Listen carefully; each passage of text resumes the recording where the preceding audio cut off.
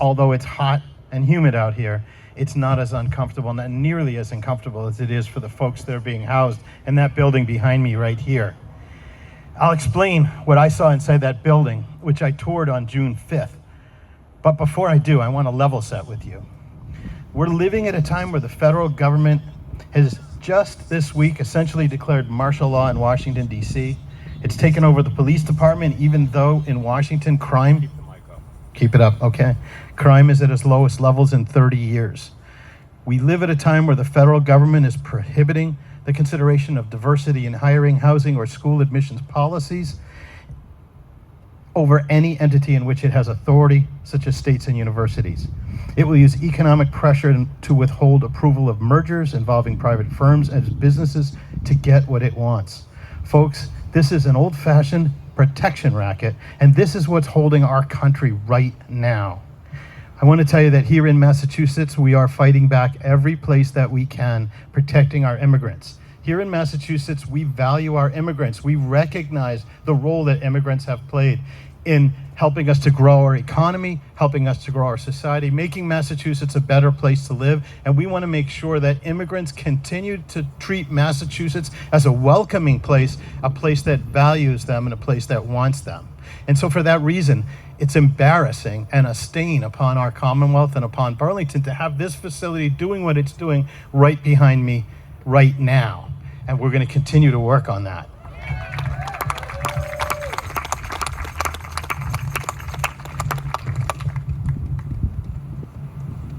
Here's the cold, hard truth. The federal government believes that the more harshly it treats our immigrants from places around the world that it deems undesirable, the more likely it is that people from those countries will not bother to come. That's their strategy. They believe people will return to their original country voluntarily rather than facing more dire consequence. This is why they engaged in separating children from their families the first time they had authority, and why losing track of those children was of no concern to them. They learned that despite these heinous acts, that no one here would find this immoral because they were still reelected, and this has given them license to go further. So make no mistake, there is psychological torture going on in that facility, and it's being done for a reason. The federal government wants to get the word out to immigrants, even legal immigrants at this point, because they want them to live in fear of detention, because they want them to believe that self-deportation is preferable. And so they come, van after van, windowless van after windowless van, to a place where they could easily be processed and released, but instead they're locked into rooms. Now, I saw these rooms. It's not much unlike what you heard previously, but I saw them myself. There are 8 rooms that can hold about 5 people in it. They were built as conference rooms, but now they're cells. 5 people, no furniture, small room, maybe 5 by 8, essentially conference room, no window to the outside. There's a window to the hallway. There actually is, according to Marcelo Gomes, who stayed here for 6 days, if you squint, you could see a clock, or at least he could. The only fresh air he could get, if you call it fresh air, was when somebody walked by the door and created a breeze. He said there was access to meals, but they're not meals that we would ever eat, and they're not meals that he wanted to eat. They're not meals that people in there choose to eat. But when he asked for crackers, he wasn't given it. People went out of their way to treat him and others cruelly. And again, I'm here to say that's intentional, because they want immigrants to feel that they're unwelcome. And again, here in Massachusetts, we don't buy into that argument. Our immigrants are welcome. We know that people who come to this country with the ambition, the courage, and the work it takes to get here are the people who are going to help us to bring Massachusetts to a better place. We're going to continue to do that.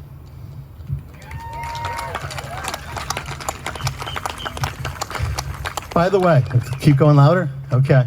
By the way, you just heard about an immigrant who went before a judge, and that judge released that immigrant. I haven't heard of any situation where judges haven't released immigrants.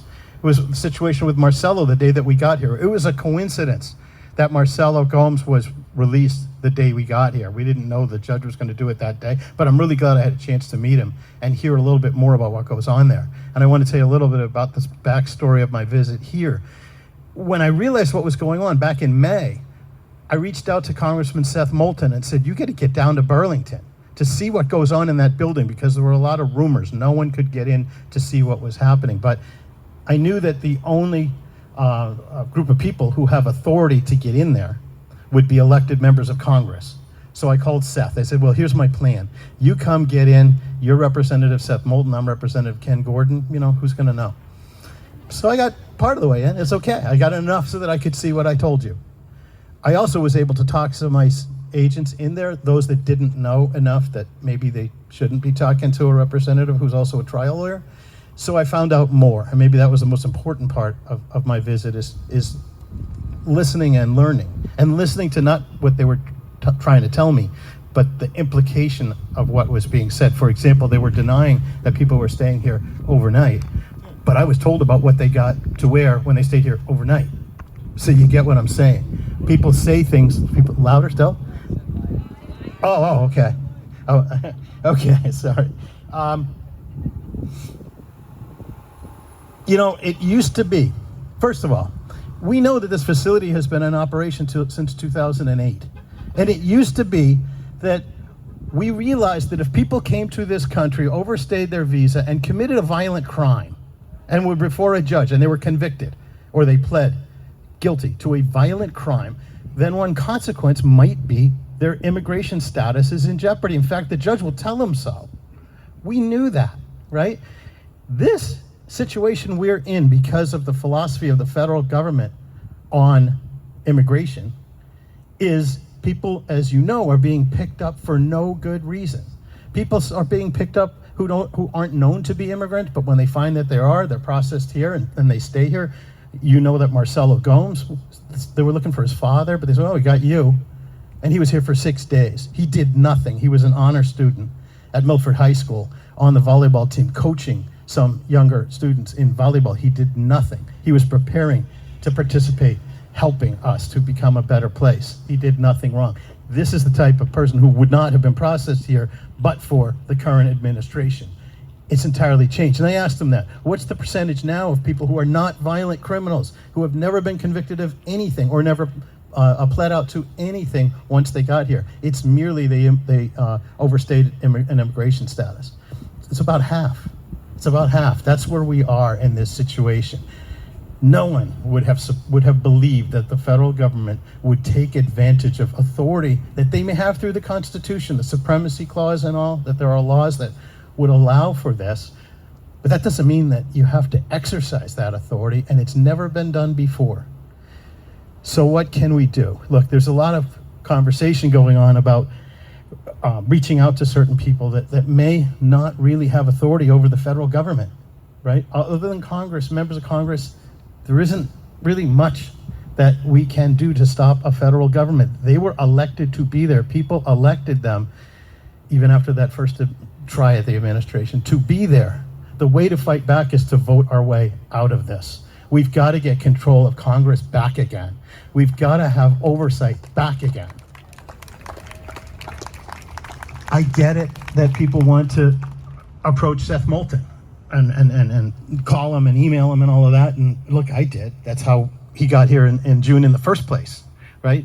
He does care. But if Seth Moulton goes to Mike Johnson and says, well, this is what I want, this is what I demand, and Donald Trump goes to Mike Johnson and says the same message in the opposite direction, he's not listening to Seth Moulton. We need to get him out by getting control of the House.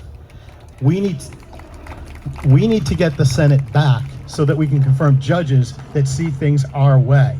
And then we can prepare for the next election. Because this facility is going to be used this way because the lease expires in 2028. So it's difficult to hear, but I think the way to get out of this is to start right now mobilizing candidates around the country in vulnerable districts. Massachusetts, we're all Democrats and we're all on the same team and we all believe the same way. But we can support other districts, making sure that we get candidates to run who believe in our values, and then we can support them, because the November election of next year is right around the corner. It really is, and we've got to be prepared to take back the House, because if we don't take back the House, we're really going to be in a bit of trouble.